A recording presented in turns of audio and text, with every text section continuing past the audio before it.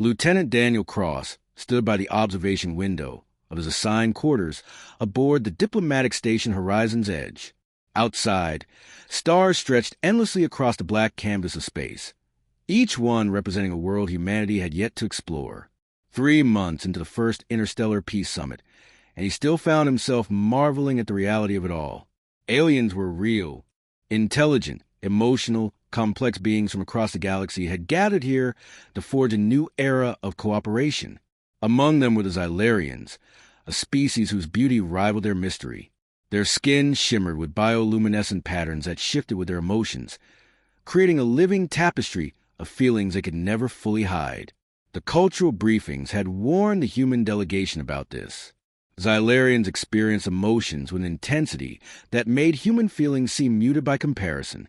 They could also sense the emotional states of those around them, particularly other sentient beings. Daniel had noticed her during the opening ceremonies. Princess Veyla of House Starwind sat beside her father, High Chancellor Morvith, imposing figure who commanded respect with every gesture. But Veyla seemed different from the other Xylarian delegates. Where they maintained careful control over their luminescent displays, her patterns flickered wildly, cycling through colors Daniel had learned to recognize. Soft blue for curiosity, silver for wonder, and occasionally a rose gold hue that the briefings had delicately described as attraction. She had been watching him, not with the calculated assessment of a politician, but with genuine fascination. Every time their eyes met across the grand hall, her skin would flash that rose gold, then quickly shift to deep purple, which meant embarrassment. She would look away, but minutes later, Daniel would feel her gaze again. The summit had strict protocols.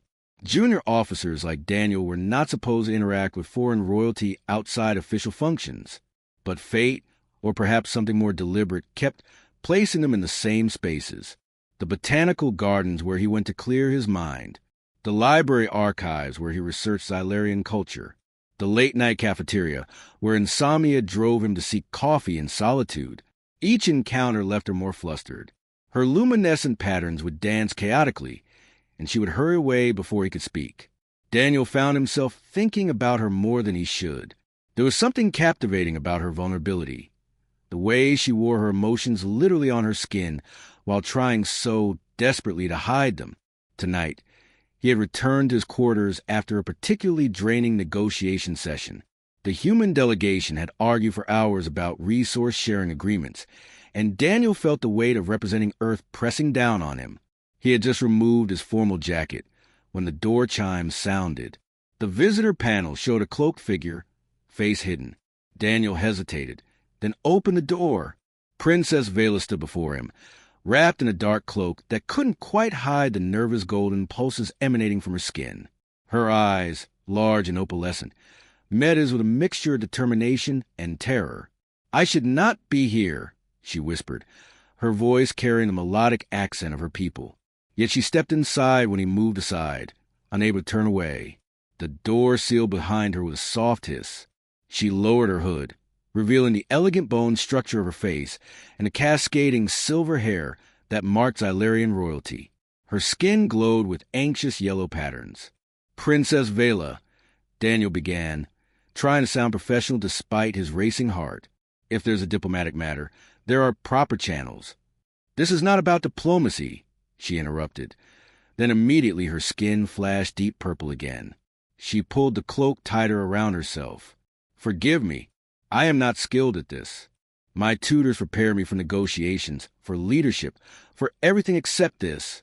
Daniel gestured to a chair. "Please sit. Can I offer you something? Water? The replicator can manage most Xylarian beverages." She shook her head, remaining standing. "I cannot stay long. My absence will be noticed, but I had to come. I had to understand."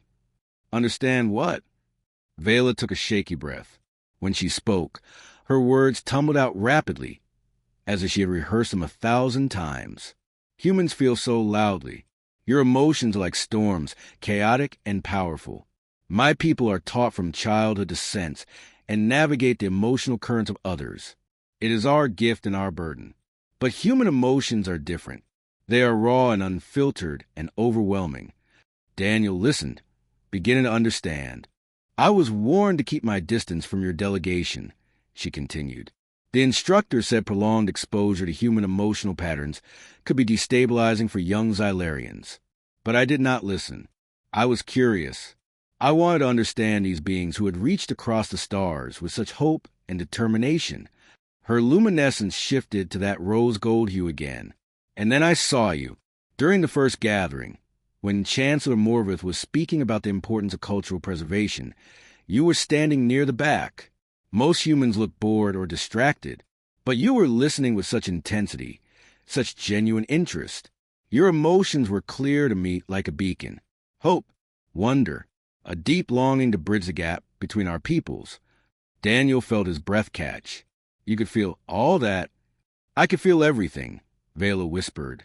And then, during the debates last week, when your superiors dismissed your suggestions about cultural exchange programs, I felt your frustration, your disappointment, but also your refusal to give up. That determination was beautiful. She moved closer, her glow intensifying. But the worst part, Lieutenant Cross, is what happened 3 days ago, when you stood in the gardens at sunset, thinking about home, missing your family. I felt such profound loneliness from you, such aching homesickness mixed with purpose. And something inside me responded. Daniel realized what she was describing. Emotional resonance. Yes, she breathed. Our feelings began to echo each other. When you experienced joy, I felt joy magnified. Your fears became my fears. And then tonight, when you walked past my chambers, I felt something I have never experienced before. She met his eyes directly, her skin blazing rose gold and silver. I felt like I had found something I did not know I was searching for.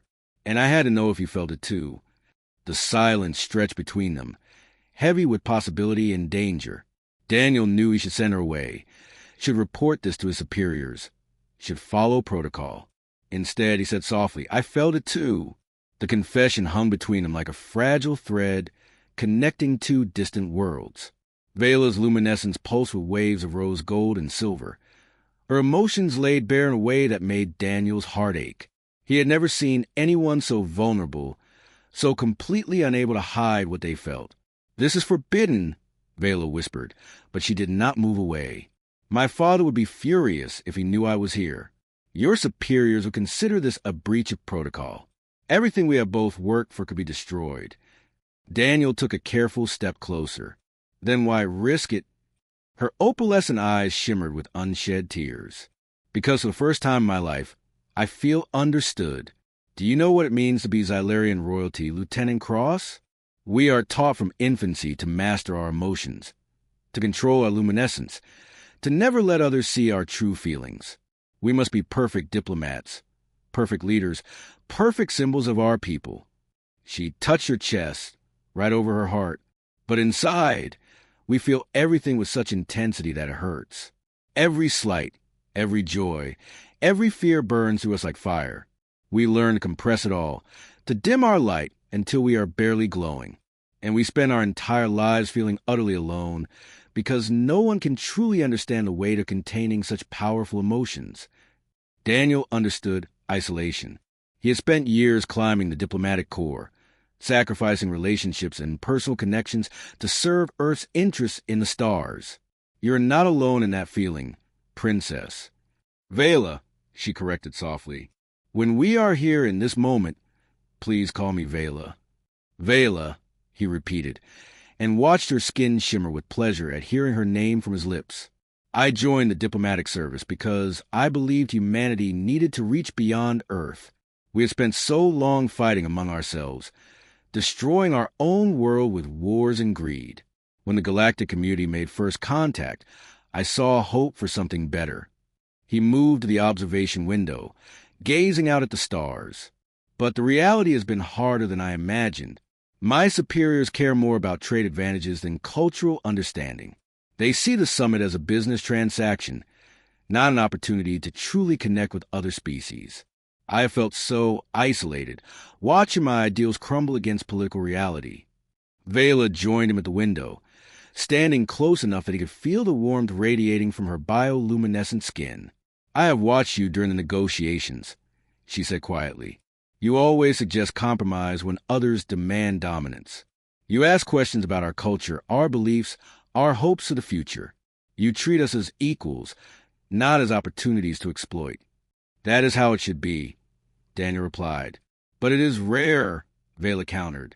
Most species come to these summits with agendas written by politicians who have never left their home worlds. They negotiate as if they are playing games where someone must win and someone must lose. You negotiate as if you genuinely want everyone to succeed. She turned to face him fully. That is why your emotions call to me so strongly. Your hope feels pure. Your determination feels honest. And your loneliness feels like mine. Daniel met her gaze. What happens now? We cannot simply ignore this connection, but we also cannot act on it without consequences. Veyla's luminescence dimmed slightly, shifting to contemplative blue. Xylarian bonding is not like human romance. When two of my people form a deep emotional connection, their luminescent patterns begin to synchronize. They can feel each other's emotions across vast distances. It becomes a permanent link, one that cannot be broken without causing severe psychological damage to both parties. And you think that is happening between us? Daniel asked carefully. I know it is, Veyla said, her voice trembling. I have felt your emotions for weeks now, growing stronger each day. When you are anxious, my skin pulses with yellow before I even know why. When you are determined, I feel that fire in my own chest. And when you looked at me during yesterday's reception, when our eyes met and you smiled, I felt such warm flood through me that I had to leave the room before anyone noticed my glow. She reached out tentatively, her hand hovering near his. In Xylarian culture, this kind of resonance is considered sacred. It means two souls have found their complement, their balance. But it has never happened between a Xylarian and another species. Our medical experts do not even know if it is possible. Daniel carefully took her hand. The moment their skin touched, Veyla gasped. Her entire body lit up like a supernova, patterns of rose gold and silver cascading across her skin in waves. Daniel felt it too, a warmth that spread from their joined hands through his entire body, filling empty spaces he had not realized existed. By the stars, Veyla breathed. Can you feel that? Yes, Daniel whispered, amazed. It was like touching sunlight, like being wrapped in summer warmth and spring rain simultaneously. He could sense her emotions flowing into him, joy and fear and hope and wonder all intertwined. They stood like that for a long moment, hands clasped, experiencing something neither had thought possible. Then Veyla reluctantly pulled away, her glow dimming to a soft pulse. We cannot do this, she said, though her voice lacked conviction. My father has already arranged a political bonding for me with the son of House Darkwater. It will unite two powerful Xylarian families and strengthen our position in the Galactic Council. I am expected to accept the arrangement after the summit concludes. Daniel felt a sharp pain in his chest. Do you love him? I have never met him, Veyla admitted, but love is not required for political bonds. Duty is enough. That is what I was taught. That is a lonely way to live, Daniel said gently. Veyla's eyes glistened again. Yes, it is. But it is the life I was born into. My personal desires cannot supersede my responsibilities to my people. Daniel wanted to argue, to tell her she deserved happiness, to beg her to choose their connection over duty. But he understood her position better than she might think. He had made similar sacrifices for his career, for Earth's interests. Who was he to ask her to abandon her obligations? I should go, Veyla said, though she made no move toward the door. Dawn approaches, and the morning session begins early. My absence will be questioned if I am not in my chambers when my attendants arrive. Will I see you again? Daniel asked. Like this, not just across negotiation tables. Veyla's luminescence flickered with conflicting emotions, desire warring with duty, hope battling fear. I do not know if I am strong enough to stay away, she confessed. This connection between us, it pulls at me constantly. Even now, leaving feels like tearing away part of myself. Then do not leave yet, Daniel said impulsively. Stay just a little longer. Talk with me. Tell me about your world, your dreams, the things you have never told anyone else. Veyla hesitated, then moved to the sofa, sitting carefully on the edge. Daniel joined her, maintaining a respectful distance, though every instinct urged him closer. "What do you want to know?" she asked softly. "Everything," Daniel replied. "Tell me about Xylaria. What is it like to grow up on a world where everyone can see your emotions?" A small smile touched Veyla's lips. "It is beautiful and terrible at once. Imagine never being able to lie, never being able to hide your pain or your joy. Children learn very young to control their luminescence, but it takes years of practice. I remember being a small girl, my skin flashing through colors constantly, broadcasting every tantrum and every giggle to everyone around me. Her expression softened with memory. My mother, before she passed, used to say that our emotions were gifts from the universe. She taught me that feeling deeply was not weakness, but strength. She would take me to crystal gardens at night, where the native flowers responded to our luminescence, blooming in patterns that matched our emotions. We would walk for hours, creating symphonies of light and color together. "She sounds wonderful," Daniel said. Veyla whispered. "She died when I was 12. A transport accident during a diplomatic mission. After that, my father became consumed with duty and politics. He stopped seeing me as his daughter and started seeing me as a political asset. Every decision about my life became calculated for maximum advantage to House Starwind." Daniel understood that pain. "My parents died when I was young too. Different circumstances, but the same emptiness. I threw myself into my studies, into my work, because achieving something felt better than feeling nothing." Veyla's hand found his again, this time deliberately. "We are more alike than our species might suggest." They talked through the night, sharing stories and dreams and fears. Veyla described the floating cities of Xylaria, built on islands of crystal that hovered above oceans of liquid light. Daniel told her about Earth's recovery efforts, how humanity was slowly healing the scars of centuries of environmental damage. They discovered shared loves of music and literature, though from vastly different cultures. They laughed about the absurdities of diplomatic protocol and commiserated about the weight of expectations. As artificial dawn began to brighten the station's corridors, Veyla finally stood to leave. Her luminescence had settled into a steady, warm glow that Daniel had learned meant contentment. "Thank you," she said simply, "for seeing me, not Princess Veyla of House Starwind, but just Veyla, a person who feels too much and dreams of impossible things."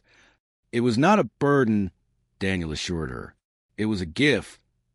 The following weeks tested Daniel's resolve in ways he had never imagined. The summit continued with increasing tension as various factions pushed competing agendas. The Xylarian delegation, led by Chancellor Morvith, took an increasingly hard stance on territorial boundaries, much to the frustration of other species. Daniel found himself in the difficult position of trying to mediate, while his own thoughts constantly drifted to Veyla. They managed to meet 3 more times, always in secret, always briefly. Each encounter left Daniel more convinced that what they shared transcended politics and protocol. Veyla had become his anchor in the chaos of intergalactic diplomacy, the one person who understood the weight he carried and shared her own burdens in return. But secrets rarely stayed hidden forever. It was Ambassador Patricia Weston, Daniel's direct superior, who confronted him first. She appeared at his quarters one evening, her expression grave. "Lieutenant Cross, we need to talk about your relationship with the Xylarian princess." Daniel's stomach dropped. "Ambassador, I can explain." "Can you?" Weston moved into the room, her movement precise and controlled. "Because from where I stand, you have violated every protocol we have regarding interaction with foreign dignitaries. You have put the entire human delegation at risk. If Chancellor Morvith discovers that his daughter has been secretly meeting with a human officer, it could destroy months of negotiations." "Ambassador, it is not what you think." "Really?" Weston's eyes were cold. "Because intelligence reports indicate Princess Veyla has been visiting your quarters regularly. Her attendants have been covering for her absences. Half the Xylarian delegation is whispering about the change in her emotional patterns.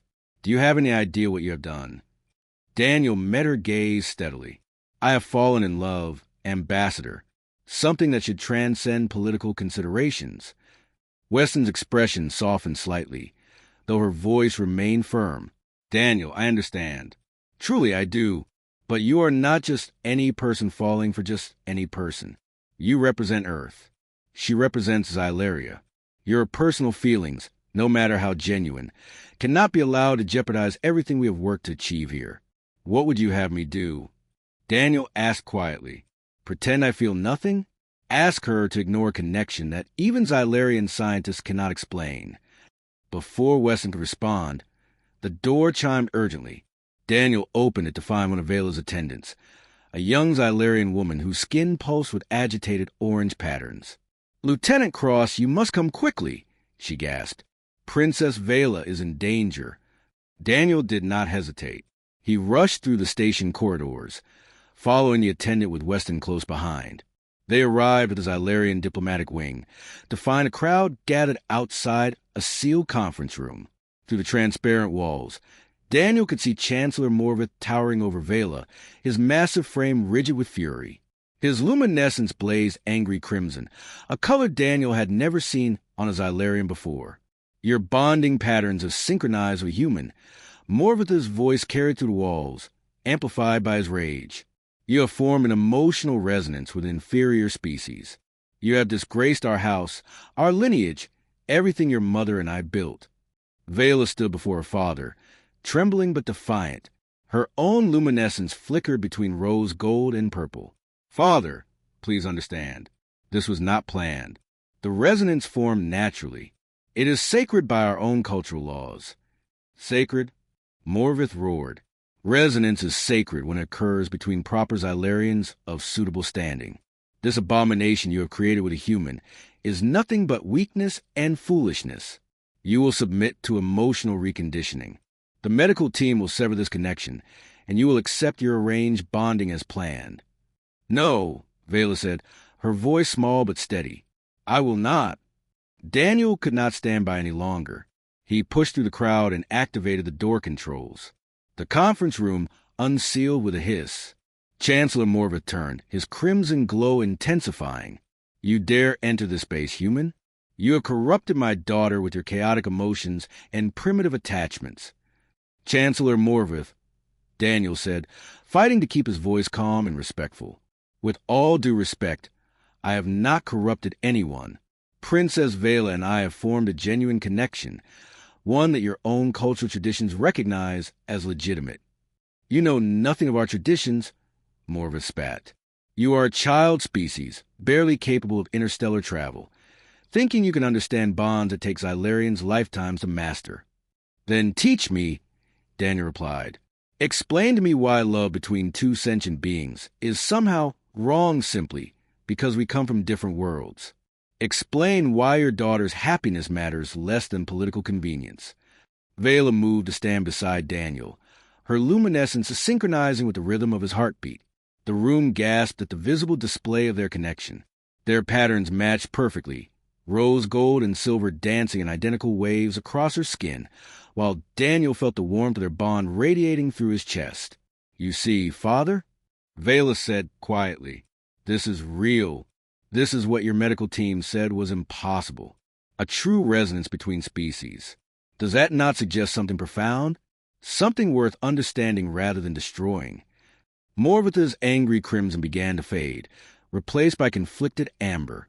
He looked between his daughter and Daniel, seeing something that clearly troubled him deeply. Ambassador Weston stepped forward. Chancellor Morvith, if I may speak plainly, this situation is unprecedented. Yes. But it also represents an opportunity.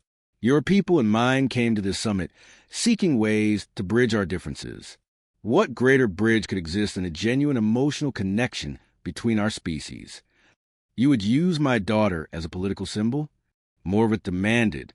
No, Weston replied firmly. I would recognize two people who have found something rare and beautiful, and suggest we not destroy it simply because it challenges our expectations. If Xylarian and human can form this kind of bond, what does that say about the possibilities for our cooperation? The room fell silent. Other delegates had gathered now, representatives from a dozen species watching the drama unfold. Daniel could feel the weight of all those eyes, but his focus remained on Veyla and her father. Finally, an elderly Xylarian woman pushed through the crowd.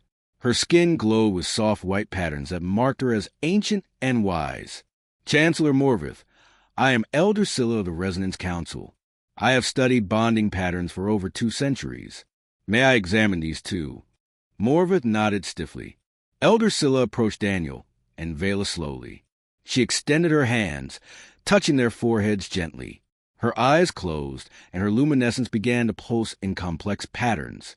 Minutes passed. The entire crowd waited in breathless silence. When Elder Scylla finally opened her eyes, they were bright with tears. By the ancient stars, she whispered, this bond is true. Not only true, but deeper than most Xylarian pairings I have witnessed. Their emotional patterns are perfectly complementary. His chaos grounds her intensity. Her depth enriches his clarity. Together, they create something neither species has achieved alone. She turned to address the assembled crowd. I have spent my life studying the sacred bonds that unite souls. I have seen political arrangements that produce cold efficiency. I have seen passionate pairings that burn themselves out. But rarely, so very rarely, I have witnessed perfect resonance. The kind spoken of in our oldest texts. The kind that transcends physical form and speaks to the fundamental nature of consciousness itself. Elder Scylla looked directly at Morvith. Your daughter has not disgraced your house, Chancellor. She has elevated it. She has proven that the bonds we hold sacred are not limited by biology or politics. They are universal. And if we are wise, we will celebrate this rather than condemn it. The tension in the room shifted. Daniel saw several delegates nodding, their expressions thoughtful rather than disapproving. Even Morvith's luminescence had softened to contemplative blue. Father, Veyla said gently, I have always tried to honor you, to live up to the legacy Mother left behind. But she taught me that feeling deeply was our greatest strength. She would have wanted me to follow my heart, even across the stars. Morvith's imposing figure seemed to deflate. He moved closer to his daughter, his massive hand reaching out to touch her cheek. His voice, when he spoke, was rough with emotion. You have her courage. I had forgotten how much until this moment. She too defied expectations, chose her own path even when I thought it was foolish. And she was right far more often than I was willing to admit. He turned to Daniel, his gaze still stern but no longer hostile. Human, you have placed me in an impossible position. If I acknowledge this bond, I must explain to my people why I am allowing political arrangement to be broken. If I deny it, I violate our most sacred cultural principles. Then perhaps, Daniel suggested carefully, this is an opportunity to create something new, not a Xylarian bond or a human relationship, but something that belongs to both our species, and to neither, a symbol that our peoples can truly unite, not just in treaties and trade agreements, but in genuine understanding. Ambassador Weston stepped forward again. The human delegation would support such an arrangement. In fact, we would propose that Lieutenant Cross and Princess Veyla serve as joint cultural ambassadors. Let them be the bridge between our worlds, living proof that our differences can become strengths when approached with openness and respect. Murmurs of agreement rippled through the crowd. Representatives from other species added their voices, seeing the diplomatic potential. Daniel watched Chancellor Morvith's face carefully, seeing the internal struggle playing out across his luminescent patterns. Finally, Morvith spoke. This will require approval from the High Council. It will take time, and there will be many among my people who resist this change. But you will not stand in our way? Veyla asked hopefully. Her father sighed deeply. No, I will not. Against my better judgment, against decades of tradition, I will support this bond. Not because I fully understand it, but because I see in your eyes the same fierce determination your mother had. And because perhaps, just perhaps, Elder Scylla is correct. Perhaps this is the future our people need, even if it terrifies us. Veyla threw her arms around her father, her luminescence blazing with joy so bright it lit the entire room. Daniel felt that joy echo in his own chest, the resonance between them stronger than ever. The following months brought challenges. The High Council debated for weeks before officially recognizing the bond. Political factions on both Earth and Xylaria voiced opposition. But gradually, as Daniel and Veyla worked together as cultural ambassadors, Attitudes began to shift.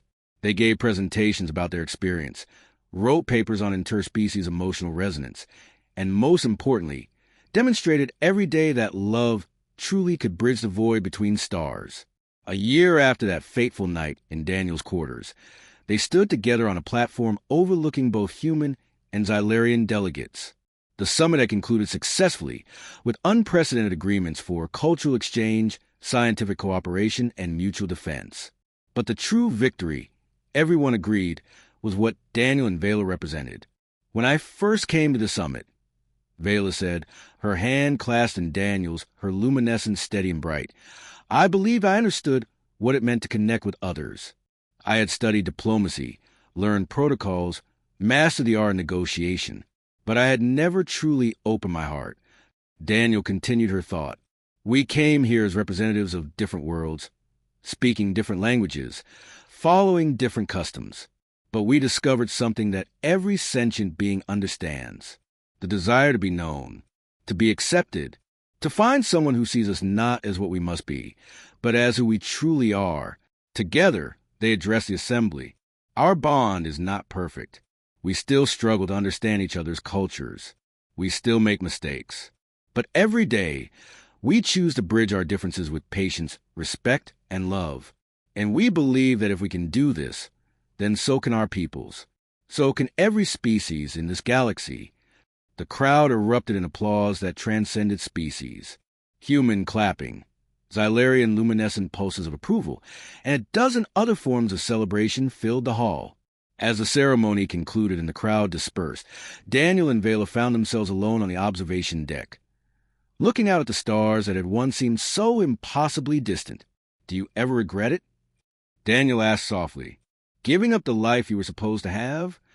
Veyla's luminescence glowed warm rose gold, the color he had come to know as pure happiness. Every life I was supposed to have felt like a cage. Every expectation felt like a weight I could never put down.